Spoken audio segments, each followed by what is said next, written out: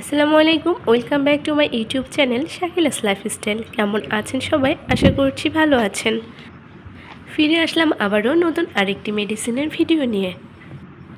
আজকে আমি আলোচনা করব ওমিডন ট্যাবলেট সম্পর্কে এবং এর সঙ্গে জানিয়ে দেব ওমিডন সাসপেনশন শিশুদের ড্রপসের সেবন মাত্রা ও বিধি। আজকের ভিডিওতে ওমিডন ট্যাবলেট, ওমিডন সাসপেনশন, ওমিডন শিশুদের ড্রপস সম্পর্কে বিস্তারিত আলোচনা করব। তার মধ্যে থাকছে ওমিডন সম্পর্কে বিবরণ, এর কাজ, নির্দেশনা, সেবন মাত্রা ও বিধি, প্রতিনির্দেশনা, সতর্কতা এবং পার্শ্ব প্রতিক্রিয়া।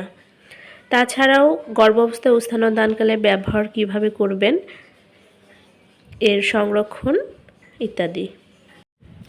ওমিডনের প্রস্তুতকারক হচ্ছে ইনসেপ্টার ফার্মাসিউটিক্যালস লিমিটেড। ওমিডনের জেনেরিক নেম হচ্ছে ডমপেরিডন। সাধারণত Omidon tablet, Omidon D tablet, Omidon suspension, Omidon শিশুদের ড্রপস ফার্মেসিতে পাওয়া যায়। ওমিডন ট্যাবলেট প্রতি ফিল কটেড ট্যাবলেটে রয়েছে ডমপেরিডন ম্যালিয়েট বিপি, যা ডমপেরিডন 10 মিলিগ্রাম এর সমতুল্য। ওমিডন ডি ট্যাবলেটে প্রতিটি ডিসপারসিবল ট্যাবলেটে রয়েছে domperidone BP 10 milligram. Omidon suspension প্রতি 5 মিলি সাসপেনশনে রয়েছে 5 মিলিগ্রাম ডমপেরিডন। ওমিডন শিশুদের ড্রপস প্রতি মিলি শিশুদের ড্রপসে রয়েছে 5 মিলিগ্রাম ডমপেরিডন। ওমিডনের বিবরণ। ওমিডন হচ্ছে একটি ডোপামিন প্রতিবন্ধক। যেহেতু সরাসরি কেন্দ্রীয় স্নায়ুতন্ত্রে প্রবেশ করতে পারে না, তাই এর কার্যকারিতা পেরিফেরিতে সীমাবদ্ধ এবং এটি প্রধানত কেমোরিসেপ্টর, ট্রিগার জোন ও পাকস্থলীর রিসেপ্টরে কাজ করে।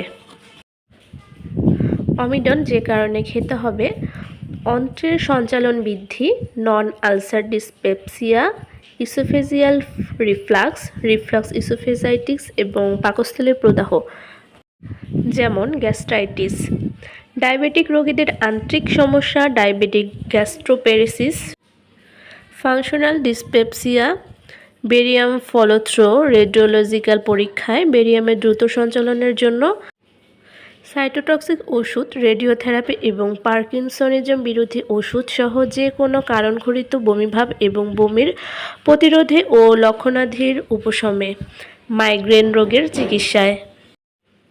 সেবন মাত্রা ও বিধি।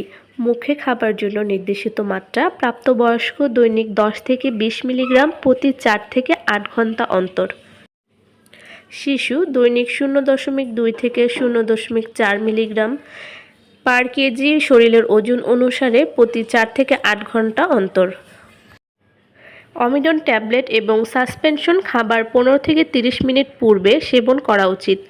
হঠাৎ শুরু হওয়া বমিভাব এবং বমির জন্য সর্বোচ্চ চিকিৎসাকাল 12 সপ্তাহ। প্রতিনির্দেশনা।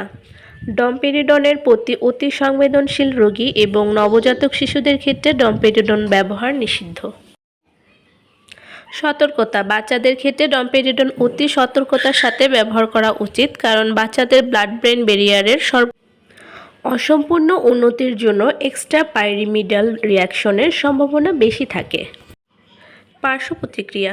ডমপেরিডন রক্তে প্রোল্যাক্টিনের মাত্রা বৃদ্ধি করতে পারে 1.3%, যার ফলে অতিদুগ্ধ নিঃসরণ, স্তনের বৃদ্ধি ও ক্ষতভাব এবং যৌন ইচ্ছা কম হতে পারে। ডমপেরিডন সেবনের ফলে মুখে শুষ্কতা 1.9%, পিপাসা, মাথা ব্যথা 1.2%, নার্ভাস ভাব, ঝিমুনি 0.4%, পাতলা পায়খানা 0.2%, ত্বকে লালচে ভাব ও চুলকানি 0.1% হতে পারে।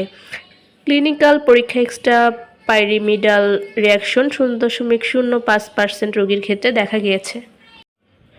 গর্ভাবস্থায় ও স্তন্যদানকালে ব্যবহার। গর্ভবতী মহিলা এই ওষুধের নিরাপত্তা প্রমাণিত না হওয়ার জন্য নির্দেশিত নয়। জীবের উপর পরীক্ষায় এর কোনো টেরাটোজেনিক ফল দেখা যায়নি। স্তন্যদানকারী মা। ডমপেরিডন দুগ্ধ নিঃসরণ বৃদ্ধি করতে পারে এবং জন্ম পরবর্তী স্তন্যদানে উন্নতি ঘটায়। এটা মায়ের দুধে অতি অল্প পরিমাণে নিঃসৃত হয়, যা ক্ষতিকর বলে বিবেচিত না। সংরক্ষণ। 30 ডিগ্রি সেলসিয়াস এর উপরে সংরক্ষণ করা হতে বিরত থাকুন। আলো থেকে দূরে এবং শিশুদের নাগালের বাইরে রাখুন। যে কোনো ওষুধ ক্রয় বিক্রয়ের ক্ষেত্রে অবশ্যই মেয়াদ দেখে নিন। মেয়াদ উত্তীর্ণ ওষুধ আপনার স্বাস্থ্যের জন্য অনেক ক্ষতিকর। আজকে এই পর্যন্তই, আবারও ফিরে আসবো নতুন কোনো ভিডিও নিয়ে। ততক্ষণে সাথেই থাকুন।